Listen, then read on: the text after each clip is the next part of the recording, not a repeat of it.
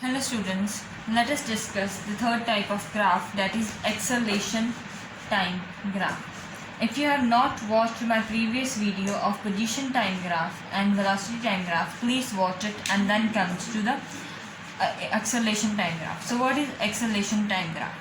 Acceleration time graph में क्या है कि एक एक्सिस पर acceleration है, y एक्सिस पर acceleration होगी और जो x एक्सिस है उस पर टाइम है। अब अगर वो स्ट्रेट लाइन जा रही है तो वो स्लोप बनाएगी, थीटा बनाएगी, और थीटा है तो उसकी स्लोप भी आएगी। Slope will be tan theta. Slope क्या होगी इस ग्राफ की, इस लाइन की, that will B tan theta, और वो क्या होगी delta A by delta T. y2 slope का फॉर्मूला क्या होता है, y2 minus y1 upon x2 minus x1 ना। तो y एक्सिस पर क्या है, एक्सेलेरेशन है, और x एक्सिस पर टाइम है।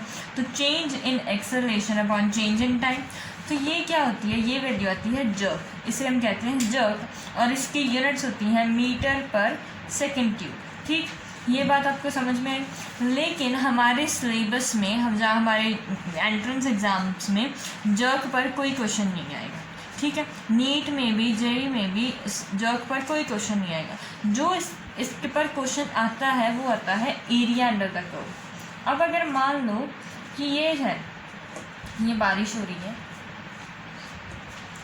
सुंदर सुंदर सी प्यारी प्यारी सी छोटी छोटी सी बूंदों की बारिश हो रही है।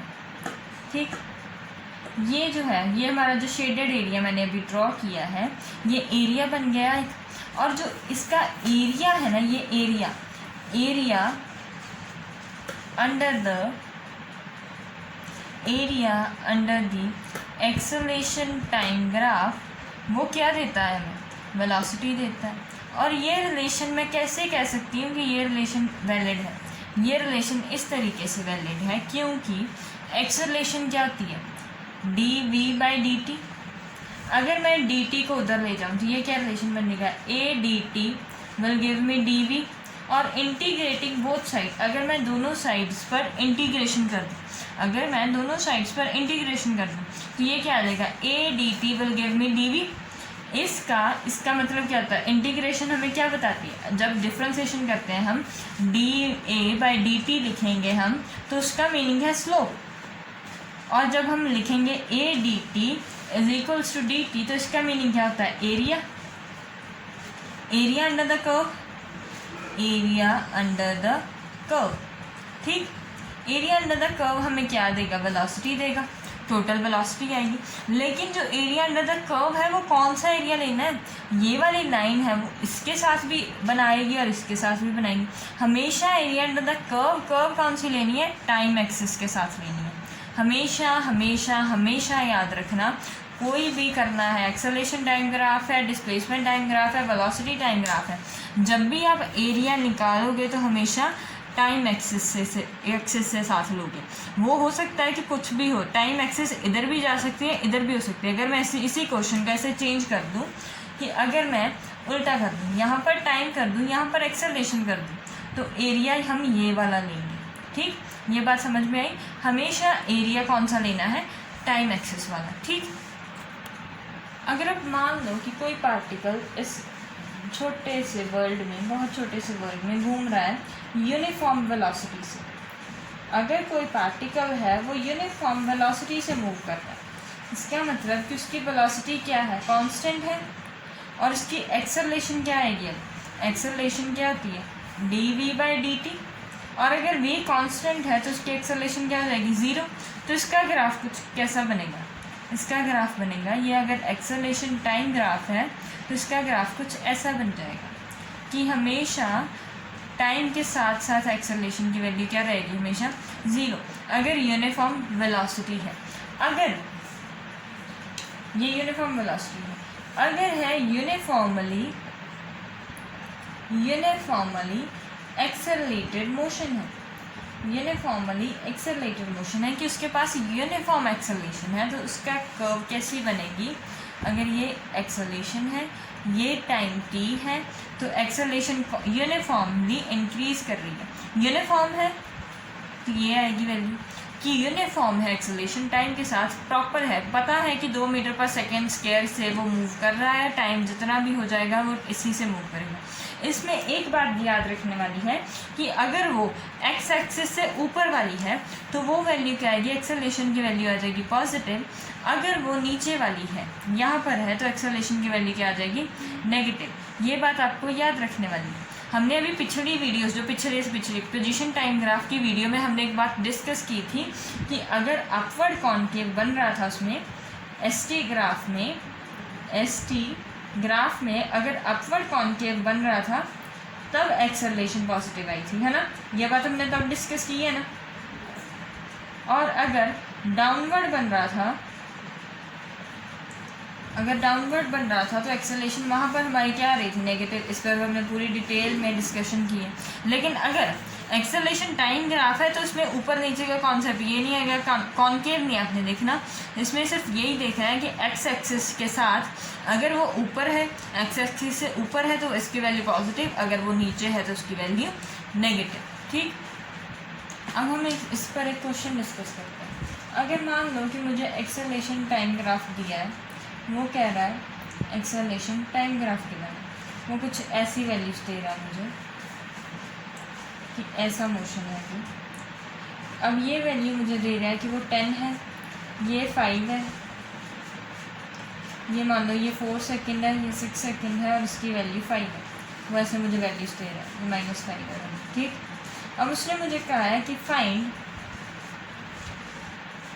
स्पीड, सबसे पहले स्पीड रनिंग में सबसे पहले फाइंड करो वेलोसिटी, उसके बाद फाइंड करो स्पीड। ठीक, ये उसने दो बात बोली है कि एक्सेलरेशन टाइम ग्राफ दे दिया मुझे कुछ ऐसा, उसने कहा है कि इसकी वेलोसिटी और स्पीड फाइंड करो। हमें मालूम है कि वेलोसिटी कैसे आएगी, एरिया अंडर द कर्व से। अब इसका पहले हम ये वाला एरिया लेंगे, ये O A B C D E F, ये पहले इस वाले रीजन की A B वाले रीजन की बात करते हैं। तो वहाँ पर वेलोसिटी A B में कितनी आएगी, एरिया अंडर द कर्व, ये क्या है, रेक्टेंगल बन रहा है तो रेक्टेंगल का क्या है, बेस लेंथ कितनी है 4, ब्रेथ 4 है और लेंथ 10 है, 4 × 10 that is 40 metre per second. ये आगे वेलोसिटी ये भी की।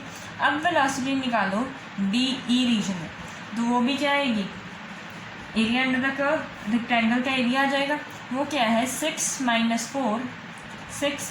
4 into its height that is 5। ठीक, 2 × 5 ये आ गई 10 मीटर पर सेकेंड। अब क्या बोला है उसने, वेलोसिटी फाइंड करने को बोला, टोटल वेलोसिटी V टोटल। अब टोटल वेलोसिटी कैसे आएगी बच्चे, ये देखने वाली बात है। अब मैंने आपको अभी एक बात समझा कर आई हूँ कि अगर ऊपर है एक्स एक्सिस से तो एक्सेलरेशन पॉजिटिव, अगर नीचे है एक्स एक्सिस से तो एक्सेलरेशन नेगेटिव। इसको ध्यान से समझो। अगर एक्सेलरेशन ऊपर है, एक्सेलरेशन है कांस्टेंट, एक्सेलरेशन कितनी है मेरे पास 10 मीटर पर सेकेंड स्क्वायर, ये उसकी एक्सेलरेशन है और ये कांस्टेंट है और पॉजिटिव है। इसका मीनिंग क्या है कि हर 1 सेकेंड के बाद वेलोसिटी 10 मीटर पर सेकेंड बढ़ रही है। 10 मीटर से 10 मीटर पर सेकेंड से वेलोसिटी चेंज हो रही है, क्योंकि एक्सेलरेशन क्या होती है 10 metre per second by second, यही आता है dV/dt, और यही एक्सेलरेशन होती है। इसका मीनिंग क्या है कि हर 1 सेंटीमीटर के बाद 10 मीटर पर सेकेंड से वेलोसिटी बढ़ रही है, क्योंकि वैल्यू पॉजिटिव है। इसका मतलब कि फाइनल वेलोसिटी से अगर मैं इनिशियल वेलोसिटी माइनस करती हूँ तो पॉजिटिव वैल्यू आ रही है। पॉजिटिव वैल्यू तभी आएगी जब फाइनल वाली बड़ी होगी, बाद में वेलोसिटी इंक्रीज़ कर रही है। इसका मतलब कि एक्सेलरेशन जब है उसमें तो वेलोसिटी इंक्रीज़ कर रही है लगातार 10 मीटर पर सेकेंड स्क्वायर से एक्सेलरेशन है और उससे वेलोसिटी चेंज हो रही है। अब इस केस में बात करूँ, ये तो थी A B वाले रीजन में बात। अब इस केस में एक्सेलरेशन क्या आनी चाहिए, नेगेटिव। अगर नेगेटिव एक्सेलरेशन है तो एक्सेलरेशन क्या आती है V2 - V1 upon T2 - T1। अगर ये वैल्यू नेगेटिव है तो इसको ध्यान से मैथमेटिकली सोच कर देखो कि क्या हो रहा होगा। नेगेटिव वैल्यू आने का रीज़न क्या होगा कि V2 छोटा होगा, V1 बड़ा होगा। अगर V2 छोटा होगा, जैसे कि मैं करूँ 3 - 5 दैट विल बी -2। ठीक, v2 छोटा है, v2 मतलब कि फाइनल वेलोसिटी कम है, इनिशियल वेलोसिटी ज़्यादा है। इसका मतलब क्या कि वेलोसिटी डिक्रीज कर रही है, लगातार डिक्रीज कर रही है ना। वेलोसिटी डिक्रीज अब कितने से कर रही है, अब मेरे पास एक्सेलरेशन उसने दी है मुझे -5 मीटर पर सेकेंड स्क्वायर। अब इसका मतलब कि हर 1 सेकेंड में 5 metre per second by second, कि हर 1 सेकेंड के बाद वेलोसिटी 5 मीटर पर सेकेंड से कम हो रही है। ठीक, अब वेलोसिटी टोटल कितनी आएगी, अब ये आप सोच कर बताओ कि पहले वेलोसिटी इंक्रीज कर रही थी, दूसरे केस में डिक्रीज कर रही है। अब जो नेट वेलोसिटी आएगी इन दोनों की सब्ट्रैक्शन से आएगी, वो क्या कि ऊपर वाले वेलोसिटी ऐड होगी और नीचे वाली जो वेलोसिटी नेगेटिव एक्स एक्सिस वाली वेलोसिटी सब्ट्रैक्ट होगी। That will be 40 - 10, that will be 30 metre per second. इसको इतना लंबा चौड़ा याद करने की ज़रूरत नहीं, जो मैंने एक्सप्लेन किया। इसकी बस एक ही ट्रिक याद रखो कि जब भी एरिया निकालना है, अगर आप अपवर्ड एक्स एक्सिस से ऊपर निकालोगे, एक्स एक्सिस से ऊपर जो भी एरिया आएगा वो ऐड हो जाएगा, और एक्स एक्सिस से नीचे जो एरिया वेलोसिटी के लिए आएगा वो सब्ट्रैक्ट हो जाएगा। ठीक, ये तो था हमारा ए पार्ट। अब हमने करना है बी पार्ट। बी पार्ट में उसने हमसे क्या पूछा है, स्पीड। और अब स्पीड की क्या वैल्यू थी, स्पीड होती है मैग्नीट्यूड, सिर्फ मैग्नीट्यूड देखना है हमने, मैग्नीट्यूड ऑफ वेलोसिटी, वेलोसिटी का मैग्नीट्यूड लेना है। अब इस केस में वेलोसिटी का मैग्नीट्यूड हमारे पास कितना आया था, 40 मीटर पर सेकेंड, इसका मॉड। अब दूसरे केस में इसका वेलोसिटी का मैग्नीट्यूड कितना आया था, -10 आया था, लेकिन इसमें स्पीड में दोनों ऐड हो जाएंगे क्योंकि वो स्केलर क्वांटिटी है और स्केलर क्वांटिटी का उसके डायरेक्शन से कोई फ़र्क नहीं पड़ेगा। तो अगर अपवर्ड है चाहे डाउनवर्ड है, स्पीड हमेशा ऐड होती जाएगी, और अगर वेलोसिटी है वो ऊपर वाले की ऐड होगी, नीचे वाले की सब्ट्रैक्ट होगी।